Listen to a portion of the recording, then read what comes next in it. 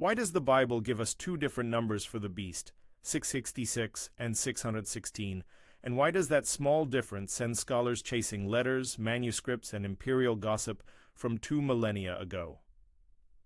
The puzzle in Revelation 13:18 is simple to state and stubborn to settle. Some of our earliest copies say one thing and others say something else.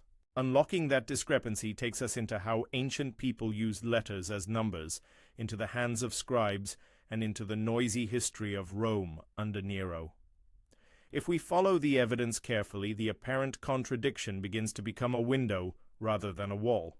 But to get there, we need to trace three linked strands: what the text actually says, which manuscripts preserve which reading, and how names were encoded as numbers in the ancient world. If you appreciate careful, evidence-driven explorations like this, where manuscripts, history, and ancient languages intersect, consider subscribing to the channel. We publish deep dives like this every day, following the evidence rather than chasing sensational answers. Revelation 13:18 pauses the narrative to dare the reader. Let the one who has understanding calculate the number of the beast, for it is the number of a man. For most modern readers, that memorable line is paired with the familiar number 666. Yet among the earliest witnesses, we also find 616. That tiny shift, a single digit less, changes the arithmetic and raises a crucial hermeneutical question. Was the author pointing to one particular person by encoding a name in numbers, or was this a symbolic numeral meant to evoke a general kind of oppressive power? The answer depends on context, on alphabetic arithmetic, and on the manuscripts that carry the verse. First, the manuscripts. When we look at the surviving witnesses to Revelation, we find both readings represented among ancient and respectable copies. Some important manuscripts preserve the longer form, traditionally read as 666. Among them are papyrus and codex witnesses that date to the 3rd and 4th centuries, and some of the major codices used for New Testament text-critical work.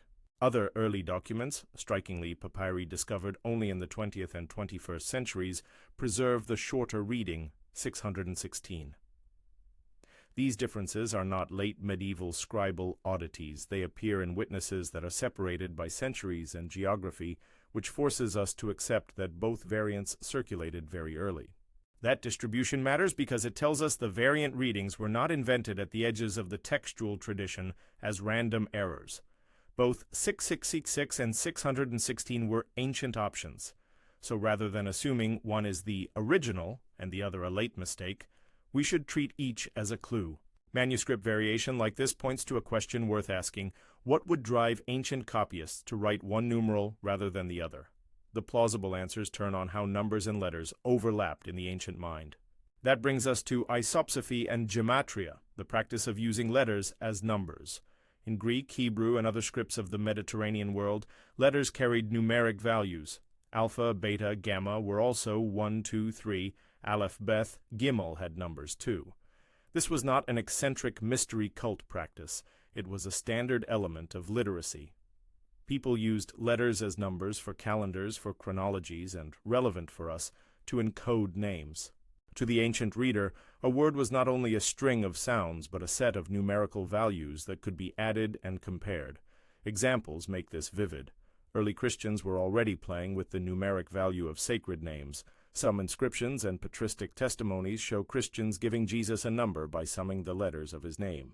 One well-known motif in early Christian numerology assigns Jesus the number 888 in Greek isopsephy, a numerological signature used in catacomb inscriptions and in some patristic writings. Pagan and Jewish writers used the same linguistic habits. Graffiti from cities like Smyrna and inscriptions elsewhere sometimes draw witty or satirical connections by summing letter numbers. Literary oracles and pagan prognosticists used numeric wordplay to cloak predictions.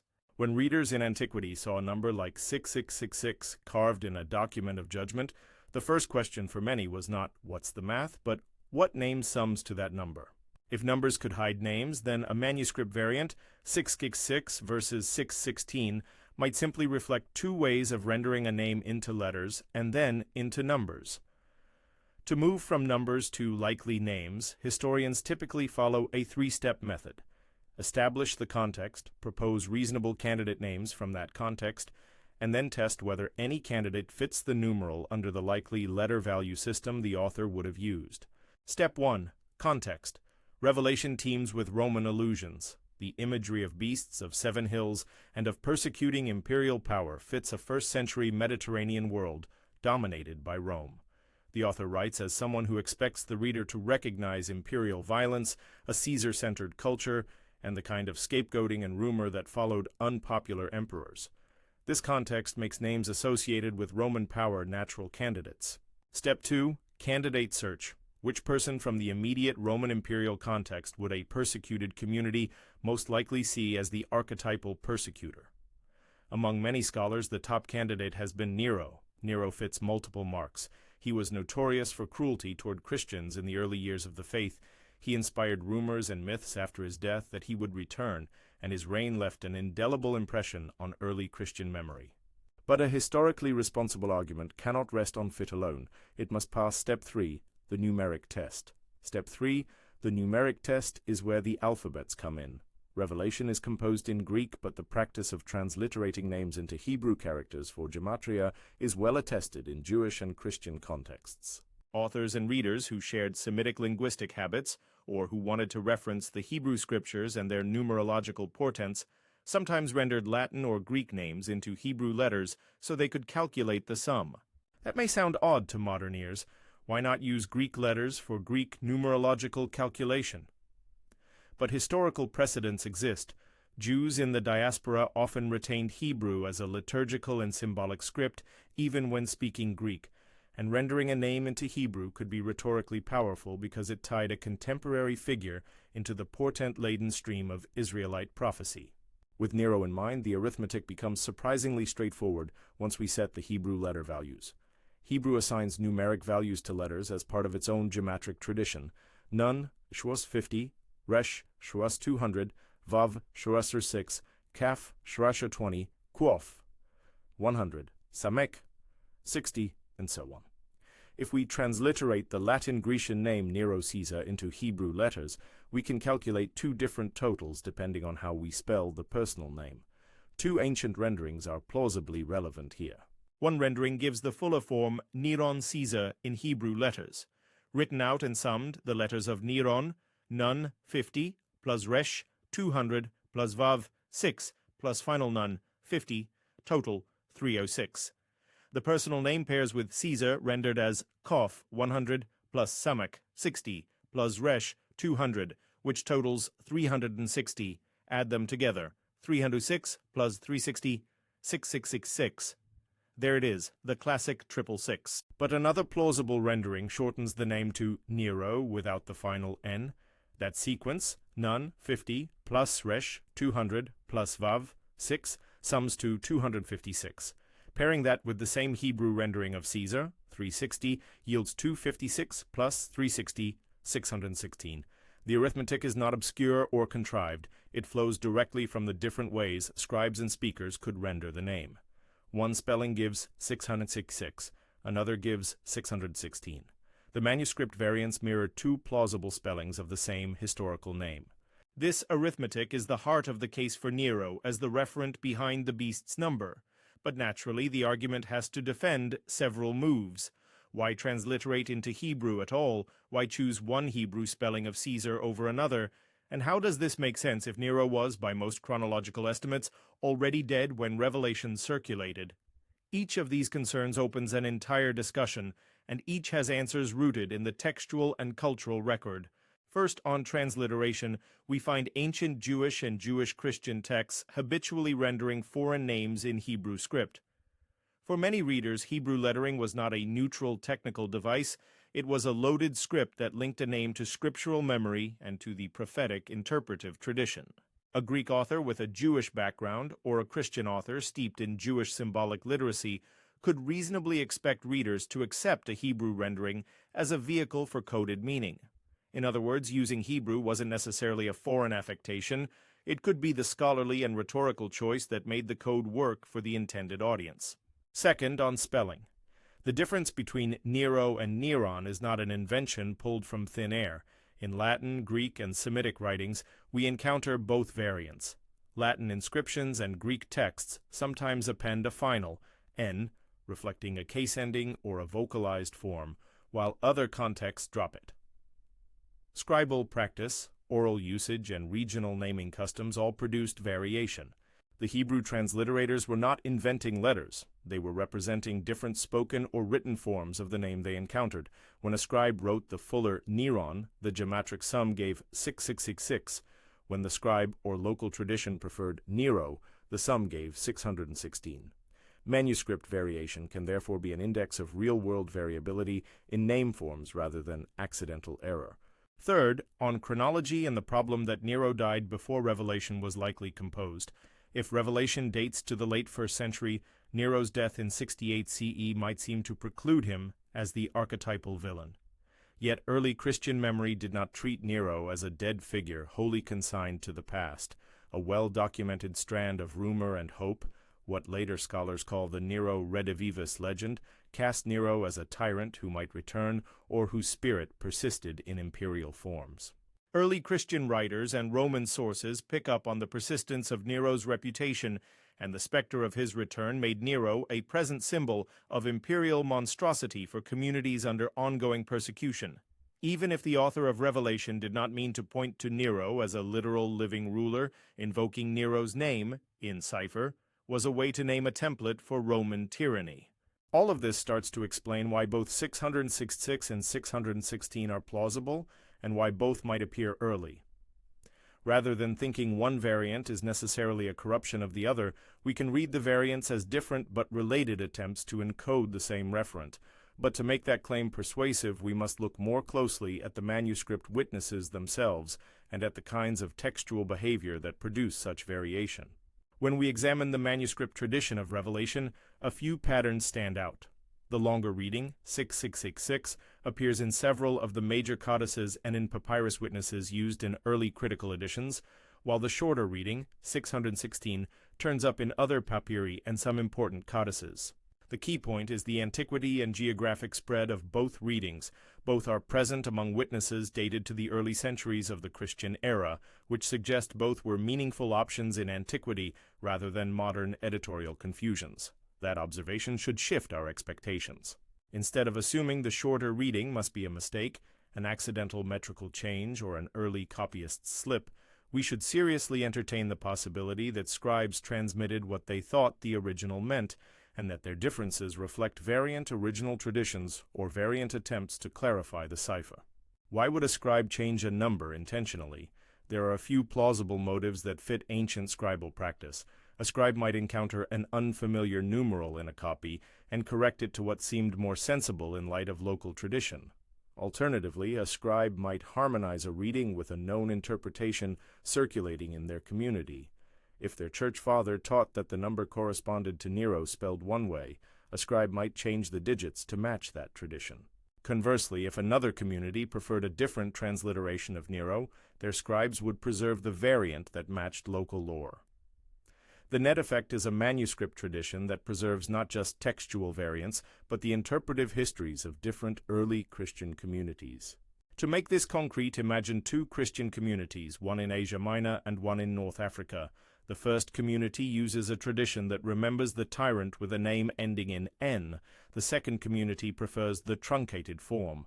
Each community's copyists will produce different numbers when they encode the name into letters and sum them. When later centuries collect these copies, we inherit both readings as equally ancient and equally plausible windows into how early Christians understood the beast. At this point, it is useful to pause and review the method we've been using. We started with context, Roman imperial oppression and the symbolic language of Revelation, then proposed a candidate who fits that context, and finally ran a numeric test using a historically plausible script system. The arithmetic worked for Nero in both forms, and manuscript evidence preserves both numerals independently. That convergence, context, candidate plausibility, and numeric fit across multiple manuscript traditions explains why many historians favor Nero as the most likely immediate referent behind the beast's number. But the convergence is not conclusive. Several significant objections demand attention, and they are precisely the points that can transform a persuasive case into an irrefutable one, or reveal its limits. One frequent objection asks, why would a Greek-speaking author use Hebrew letter arithmetic to encode a Latin imperial name? After all, Revelation is written in Greek and circulated in Greek-speaking churches. The short answer is that Revelation's author operated in a multilingual, multi-script environment where Hebrew had symbolic weight. The Hebrew alphabet and the numerological habits attached to it carried prophetic and scriptural resonance within Jewish and Jewish Christian communities. Rendering a name into Hebrew for the purpose of gematria was not a mere linguistic oddity. It was a literary move that connected the contemporary figure to Israel's prophetic past. There are instances in ancient literature where foreign rulers' names are rendered in Semitic scripts for rhetorical effect. That precedent makes a Hebrew transliteration plausible. Another objection focuses on the spelling of Caesar. Greek and Latin orthographies sometimes use an extra yod-like sound when the word moves into Semitic alphabets. If Caesar is sometimes spelled with a yod, adding the Hebrew letter yod taras 10, that could alter the sum and therefore the conclusion. The textual and epigraphic record, however, reveals genuine variation in how Caesar appears in Semitic contexts. Some inscriptions and texts write a compact form without the yod, others include it. Given that evidence, the key is to see which spelling the author of Revelation, or his copyists, was likely to have meant. That is partly an empirical question. We can look at contemporary Jewish inscriptions and documents, and partly interpretive. We weigh which spelling best fits the author's rhetorical aims. The presence of variant spellings across sources explains why both 666 and 616 could circulate without requiring a textual corruption. A third major objection concerns dating and the historical immediacy of the reference. Critics note that if Revelation dates to a post-Neronian period, some scholars place it in the 90s CE, then naming Nero directly would seem temporally distant from the community's present persecutions. The response leans on memory and myth. Nero's legacy did not vanish with his death. He remained a symbol of monstrous rule. Rumors of his return and a vivid lore of Nero's crimes kept him imaginatively present. For a community that had suffered under imperial scapegoating, invoking Nero, even in cipher, was a way to condemn not a singular past man, but the continuing pattern of imperial cruelty that Nero exemplified. In other words, the cipher may have been more typological than strictly chronological. It named a model tyrant rather than only a historical individual. These objections deepen the case by forcing us to consider not just the arithmetic, but the social life of names, the habits of scribes, and the psychology of memory. They also point to why manuscript variation is not merely a textual headache to be corrected away. It is evidence of the theological and cultural processes that produced the text in the first place. So where does this leave us? The arithmetic that links Nero to both 666 and 616 is direct and surprisingly elegant. When we transliterate Neron Caesar into Hebrew characters and add the letters' numeric values, we arrive at 6666. When we use the shorter Nero Caesar, we arrive at 616. The circulation of both numbers among ancient manuscripts fits the reality of variant name forms, differing local traditions, and scribal practices. Taken together, context, manuscript evidence, and geometric calculation make a strong case that the beast's number, whatever exact numerals a given copy preserves, points the reader back toward a Nero-shaped symbol of imperial wrongdoing. Yet the story is not settled. There are further technical matters to examine. The specific manuscript evidence and its implications, epigraphic examples of how Caesar appears in Jewish and Roman inscriptions, the sociological reasons different communities might favor one transliteration over another, and the broader interpretive question of whether Revelation ever intended a single historical referent at all. Those are the threads we need to pull on next. Before we press on, a quick note: if you enjoy careful, evidence-driven explorations of biblical history, subscribe. There's more ahead, including close looks at the papyrus fragments, the codices, and the epigraphic finds that let us test these readings. Moving forward, our immediate task is to examine the manuscripts themselves in more detail. The arithmetic for Nero is neat on paper, but how do the actual witnesses line up? Which papyri and codices read 6666 and which read 616? What are their dates and provenance, and what can that distribution tell us about the early reception history of Revelation? To answer these questions, we need to inspect the physical evidence closely: the ragged edges of papyrus, the handwriting of copyists, the margins where scribes sometimes noted variant readings, and the geographical spread that might reflect local interpretive variants. These features can move us beyond plausibility toward a more nuanced historical claim. Let's begin with a close look at the most important papyrus fragments. Among the earliest papyrus witnesses that preserve Revelation, one shows the reading that corresponds to 616. This papyrus, found in a context that has generated intense scholarly interest, carries the short numeral and dates to a time close enough to the first centuries of the Church that it cannot be dismissed as a late medieval gloss. Another papyrus preserves the longer form, 666, and it too is early. The fact that both readings appear in papyri, portable, often local documents, suggests that variant recensions of the verse were circulating in contemporary communities. Turning to the major codices, we find a similar split. Some of the standard codices that preserve large sections of the New Testament, codices compiled and copied in different centers of the Christian world, read 666. Others read 616. These documents were not all produced in the same region, nor on the same schedule. Their divergence thus likely reflects differing local textual traditions rather than a single syrupy transmission line that later fragmented. Each codex preserves the reading that its local church used and transmitted, and that, in turn, tells us how the cipher functioned in different communities. Scribes also sometimes left traces that illuminate their thinking. Marginal notes, corrections, or even glosses can betray whether a scribe knew of an alternative reading and chose or rejected it. In several witnesses, the presence of corrections or marginal notes alongside the numeral suggests that scribes were aware of the ambiguity and sometimes felt compelled to harmonize. Those harmonizations sometimes favored the fuller form, sometimes the shorter. The existence of such scribal awareness reinforces the hypothesis that the variant readings were interpretive options rather than purely accidental errors.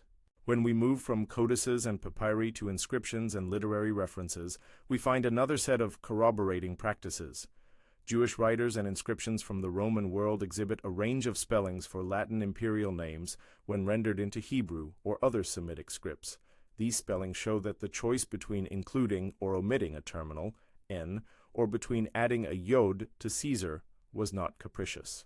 It reflected a real pool of orthographic possibilities circulating across languages and writing systems. When we see the same names rendered in multiple forms in contemporaneous evidence, the manuscript variants in Revelation fit a broader pattern of multiscriptal orthographic variability. All of these data points, papyri, codices, scribal notes, and epigraphic parallels, provide the raw material for a historical reading that links the numeral to Nero. They make the arithmetic more than mere numerological whimsy, but the work of historical interpretation requires us to do more than line up numbers. It requires us to test the strength of the match and to weigh alternative candidates. What other names might a reader of Revelation reasonably try against the numerals? Any candidate must fit the contextual clues the author provides: the political power of imperial Rome, a persecuting ruler or ruling pattern, and cultural prominence in the communities to whom the book circulated. A few alternatives have been offered over time: obscure local tyrants, other emperors, symbolic composite names. But none achieve the same combination of contextual fit and neat numeric match that Nero does. That is why many historians find the Nero hypothesis compelling. It checks all three boxes of the testing method. Still, the presence of dissenting proposals underscores that the case, however strong, is probabilistic, not conclusive. We now stand at an interpretive crossroads. On the one hand, the arithmetic and manuscript distribution provide a coherent, historically plausible account that ties the beast number to Nero in either of two spellings. On the other hand, further scrutiny of the witnesses, of transliteration practices, and of the socio-religious reasons for encoding names may reveal nuances that complicate or refine that account. The next step is to examine those objections in the round, to consider more precisely why Hebrew transliteration was used in Greek contexts, to map the epigraphic evidence for how Caesar was typically rendered, and to trace how the Nero redivivus tradition functioned in early Christian imagination.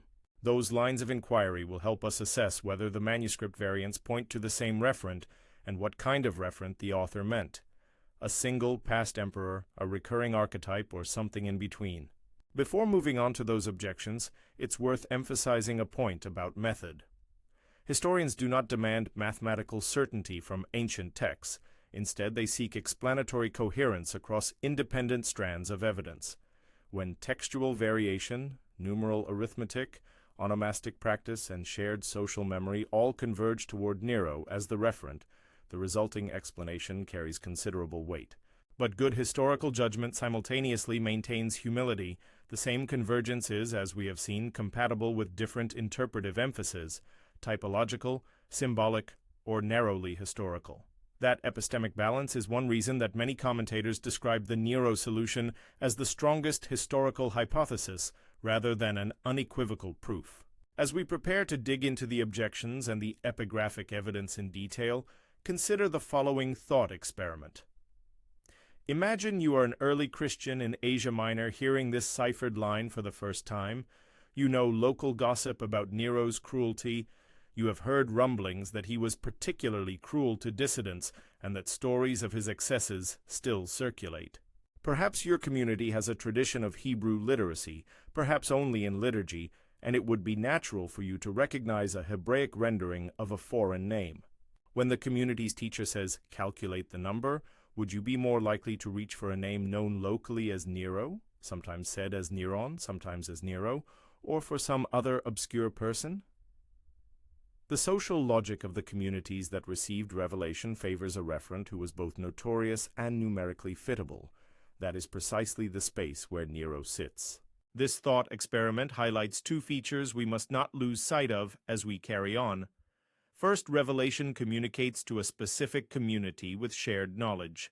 The cipher is not primarily a puzzle for modern readers. It was a rhetorical device, meant to make sense to contemporaries who shared the author's cultural frame. Second, textual variants reveal ancient interpretive texture rather than mere clerical error. Different communities may preserve different spellings and therefore different numerals because they transmitted different local usages. Understanding those usages, not dismissing them, is central to reconstructing the original historical horizon of the text. We will now move into that next phase of analysis, laying out the manuscript witnesses in more granular detail and examining epigraphic parallels for Caesar and Nero names in Semitic scripts. We will also test the evidence for the Nero redivivus legend and its early attestations, because that tradition explains how a deceased emperor could remain the felt epitome of imperial evil. After that, we will bring the pieces together to assess whether the variants, the arithmetic, and the social memory amount to a single coherent explanation or to a cluster of overlapping possibilities. But before we open those documents and inscriptions, pause for one last reason to be cautious. Revelation is a richly symbolic book that operates on multiple levels. Even if the numeric cipher points to Nero in the first instance, the author may have intended the name to function as a prototype, a way of naming a recurring pattern of tyranny. That interpretive flexibility is part of what has allowed Revelation to speak to disparate ages. Whether 666 or 616, the number may perform a double duty. It names a historical person who embodied a particular kind of evil and at the same time signals a timeless pattern that other rulers might repeat. Now let us turn, step by step, to the papyri and codices that bear the two numerals, to the letter values used in the geometric calculations, to the epigraphic evidence about how Roman names appeared in Semitic alphabets, and to the historical traces of Nero's posthumous reputation.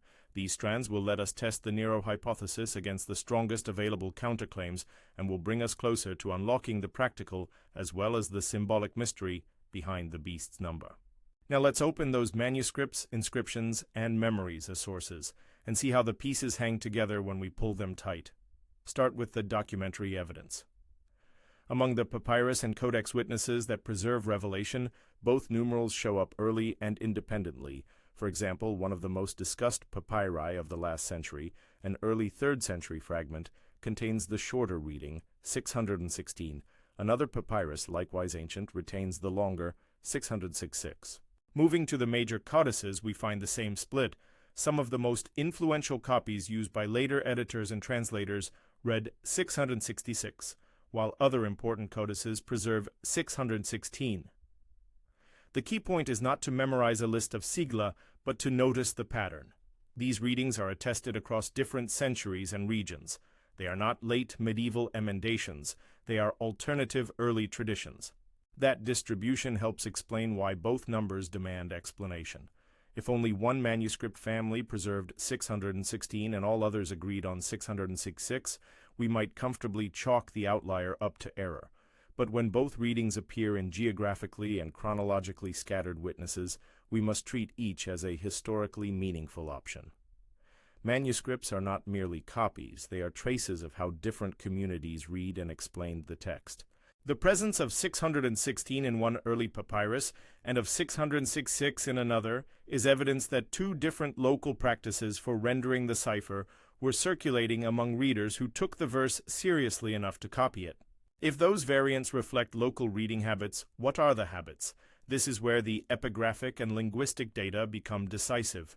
We have to look at how Roman personal and imperial names traveled between tongues and scripts in the 1st century Mediterranean. Imperial names appeared on coins, in graffiti, in synagogue inscriptions, and in private letters. Jewish communities had well-established practices for writing foreign names in Hebrew script. Diaspora scribes, synagogue walls, and Jewish papyri preserve a range of ways to represent Latin and Greek terms in Hebrew or Aramaic alphabets. Sometimes the translators inserted extra letters to approximate foreign sounds. Sometimes they left them out. Orthography was not fixed the way modern standardized spelling eventually became. That variability is precisely what generates 666 versus 616 when the target name is Nero. To make the arithmetic entirely explicit and to show why both numerals are fully plausible, let us run the calculation again in transparent, letter-by-letter terms, this time slowly and with attention to onomastic practice. We begin with the Hebrew letter values, familiar from gematria. Nun, das heißt 50, Resh, 200, Vav, 6, Quof, 100, Samech, 60, and so on. Suppose a scribe renders the emperor's name with a final consonant that produces the fuller form Neron.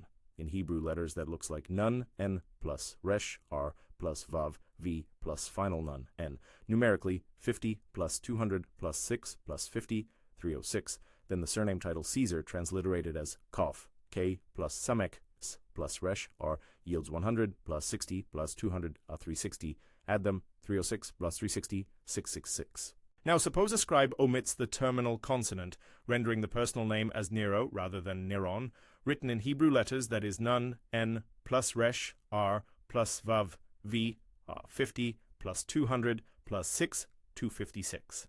Add the same rendering of Caesar, 360, 256, plus 360, 616. Two different defensible orthographies of the same name produce two different but closely related totals. The arithmetic is straightforward. What varies is the choice of consonants, exactly the sort of variation we see in the epigraphic record for foreign names rendered in Semitic scripts. A crucial further wrinkle concerns the spelling of Caesar itself. In some Semitic contexts, scribes introduce an extra letter, roughly corresponding to a yod, that alters the numerical total. In practice, epigraphic evidence shows both compact and expanded spellings of imperial names in Hebrew and Aramaic contexts. Sometimes the foreign pronunciation is approximated with additional vowels or Semiticized consonants. Sometimes it is not. Where the expanded form appears, the sum shifts accordingly. Where the compact form is used, the sum stays as above. The existence of both spellings in contemporaneous material explains how communities and copyists could plausibly favor one numeric reading over the other without resorting to forgery or accident. Two consequences follow from these observations. First, the variant numerals in the manuscripts are not arbitrary scribal mistakes. They are the textual footprints of genuine linguistic variation. Second, and more important interpretively, the variants are consistent with the hypothesis that the cipher names a Nero-shaped figure. If the name Nero, Neron plus Caesar can be rendered in two plausible but different Semitic orthographies that yield 616 or 666, then the manuscript variation itself becomes evidence for the Nero hypothesis rather than an objection to it. Still, strong as this convergence is, it has always attracted robust objections that refine rather than demolish the argument. One line of critique insists that Revelation is written in Greek. Why use Hebrew letter arithmetic at all? The short answer is cultural reality. The earliest Christian communities were multilingual and multiscriptal. Jewish memory, liturgy, and textual practice continued to exert influence on Christian authors and readers. Where a writer wanted to link a contemporary actor to the symbolic reservoir of Israel's prophetic tradition, a Hebraic rendering could be the rhetorically effective move. More concretely, several Jewish and Jewish-Christian texts from the period render foreign names in Hebrew characters for precisely this sort of symbolic work. The practice therefore sits within the range of plausible rhetorical strategies the author of Revelation might have used to cloak a dangerous name in a code intelligible to insiders. A second objection presses the evidence for Nero's continuing relevance after his death.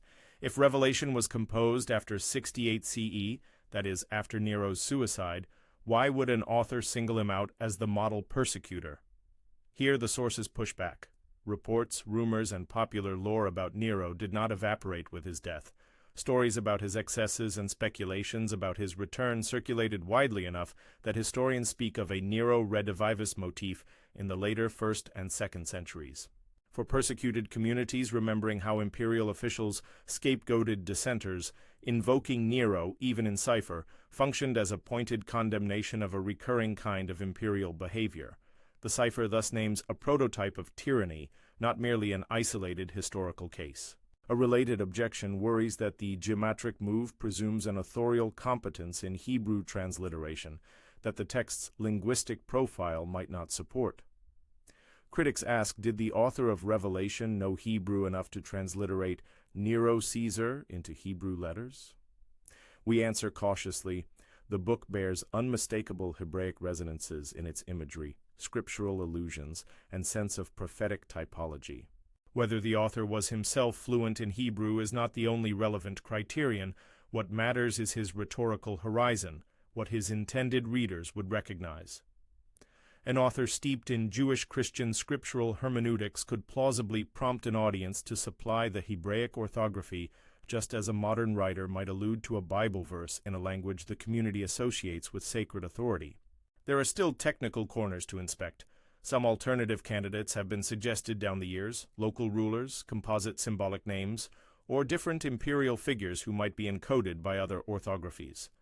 These proposals are worth taking seriously, and a handful retain adherence, but none combine the historical fit, cultural prominence, and simple arithmetic match that Nero in his two common orthographies provides. That statistical and contextual fit explains why many scholars call Nero the best historical candidate, even while insisting the evidence remains probabilistic rather than definitive. Let us step back and consider what this conclusion means for reading Revelation. If the beast's number is best read as a coded reference to Nero or a Nero-type figure, how should that shape our interpretation? First, it grounds the text in history. The book's images are not random fantasies, but polemical figures aimed at imperial realities. That does not exhaust Revelation's meaning. Its symbolism can and often does function typologically. A named or encoded historical villain can at once be a particular and a paradigm, a specific persecutor and the emblem of recurring political violence. This double movement, historical specificity folded into symbolic generality, is what gives apocalyptic literature its long shelf life across different ages and contexts. Second, the manuscript variants, rather than undermining a historical reading, actually illuminate the social life of the text. They tell us that different communities heard and transmitted the cipher through their own linguistic ears.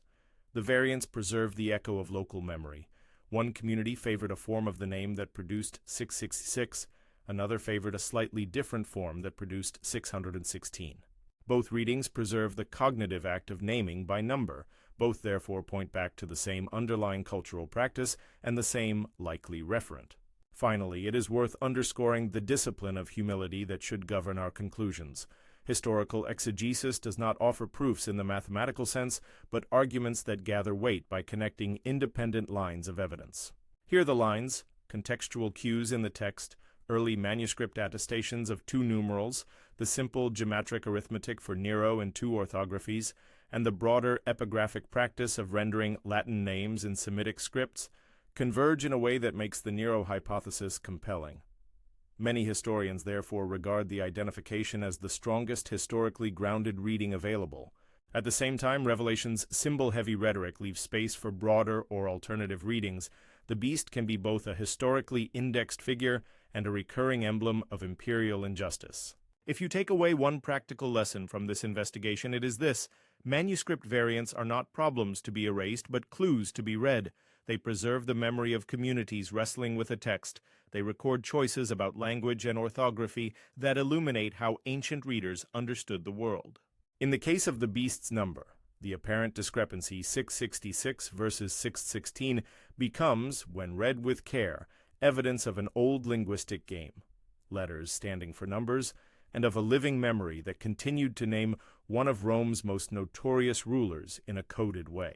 For those who want to go deeper, there are clear next steps. Look at the papyrus images and the codex pages. See how small differences in letters or in the scribe's hand can lead to large interpretive consequences. Read the epigraphic parallels that show how Jews and Christians transliterated imperial names. Consult the scholarship on Nero Redivivus to understand how memory can transform a deceased ruler into a present symbol. Those materials are listed in the description and pinned comment, together with high-resolution images of the key papyrus fragments and codex comparisons. In the end, unlocking the mystery of the beast's number requires both arithmetic and anthropology, the simple math of letters adding up, and the human story of how names travel across languages and stay alive in memory. Whether your copy of Revelation reads 6666 or 616, the deeper story is the same, a text using a numerical cipher to name a kind of imperial evil, with Nero as the most persuasive historical exemplar.